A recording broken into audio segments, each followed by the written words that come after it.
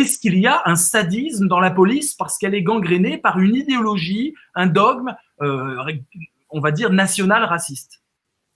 Donc chez les effectifs, les gardiens de la paix, effectivement, je pense qu'il y a une présence massive d'éléments, on va dire, partisans de l'extrême droite.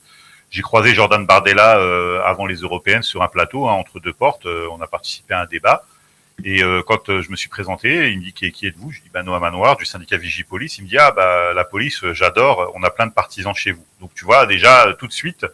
Bon, c'était pas du tout hostile ou quoi que ce soit, mais il m'a attaqué comme ça. Je pense que le paramètre qui a changé aujourd'hui, c'est l'extrême droitisation de la hiérarchie policière en fait. Bon, de toute façon, Macron leur a signé un chèque en blanc quand il y a eu l'attentat de la préfecture de police. Il a parlé de ces petits riens qui débouchent sur des drames. Un appel à la délation des collègues ayant des origines ou des pratiques religieuses, hein, des convictions religieuses. D'ailleurs, là, c'est le ramadan en ce moment, hein, M. Castaner l'a dit, attention à la pratique religieuse, je ne sais plus quel avait été le terme, je crois, comment dire, amplifiée pendant le mois du ramadan. Donc, quelque part, on fait la chasse aux poils de barbe, comment dire, aux congés posés pendant le ramadan, etc., etc. Donc, il y a eu un chèque en blanc. Au point que moi, aujourd'hui, je me demande ce que pourrait faire l'extrême droite, en fait, de plus. C'est-à-dire, si Marine arrivait au pouvoir, qu'est-ce qui se passerait de plus qui n'arrive pas aujourd'hui, en fait? On a augmenté la durée de rétention administrative pour les étrangers de 45 jours à 90 jours. Je parle, moi, de la hiérarchie policière, ça, du préfet l'allemand. Il y a l'affaire, hein, on s'est malencontreux, de la casquette, etc. Mais est-ce que c'est lié au hasard? Est-ce qu'il n'y a pas quelqu'un dans les murs de la préfecture de police?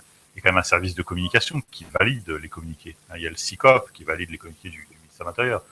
Comment est-ce qu'on a pu laisser passer un truc pareil? Est-ce que c'est un hasard? Je sais pas. Mais moi, je crois que c'est quand même un hasard douteux, si je puis dire. Voilà, tout simplement. Aujourd'hui, moi, qui ai pratiqué le renseignement, je suis témoin du fait qu'on peut ruiner la vie d'un homme, on peut tuer un homme sans même lever le petit doigt, en fait. Tu sais, juste avec des moyens légaux, administratifs.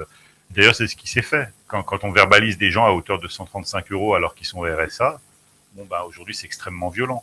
Moi, j'aime, comme tout le monde, aller au travail le matin avec le sourire. Et donc, quand je sais que je vais vers la prise de tête, vers le conflit, vers la surveillance aussi, parce que j'ai été placé sur écoute, hein, c'est quand même pas confortable, bah, forcément, j'ai envie de bosser et d'aller au boulot comme monsieur tout le monde. Donc, forcément, bah, ça questionne. Si effectivement, en 2022, bon, bah, ça change pas, je pense que peut-être que je ferai un choix radical. Voilà. Mais moi, je veux pas servir un gouvernement que je qualifie d'illégitime, tout simplement. J'ai aucune envie d'aller tabasser des manifestants ou d'aller travailler dans un endroit où on va surveiller ce que je mange, on va surveiller ce que je dis. Tu estimes que tu vis une sorte de harcèlement au travail? Oui, mais je suis pas le seul. Écoute, on a des gens qui se suicident toutes les semaines. On a encore une collègue au Havre là qui était maman Naïma, qui était maman de 4 enfants, paix à son âme, qui s'est suicidée cette semaine au commissariat du Havre. Bon, elle s'est suicidée à domicile, donc c'est pas la seule. Il y en a eu énormément. On a ceux qui sont morts du Covid.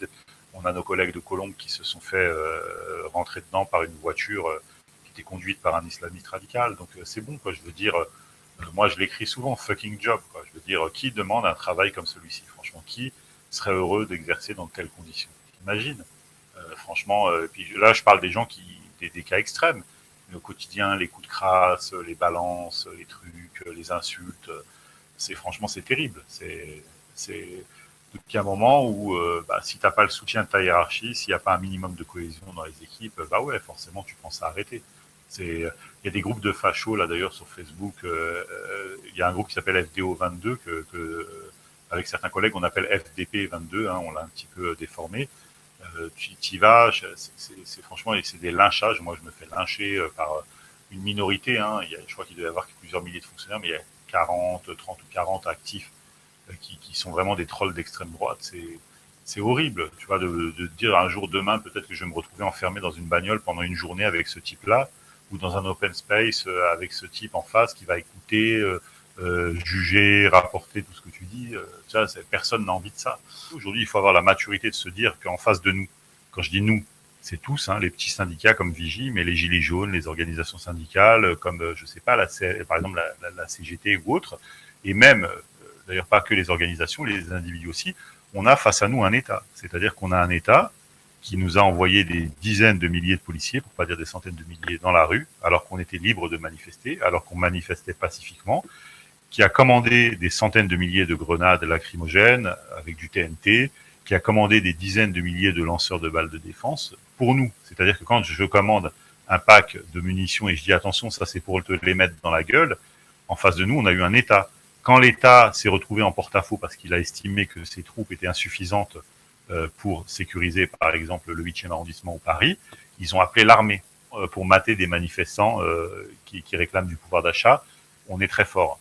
Et donc, c'est ce qui me rend triste, justement, pour mon pays.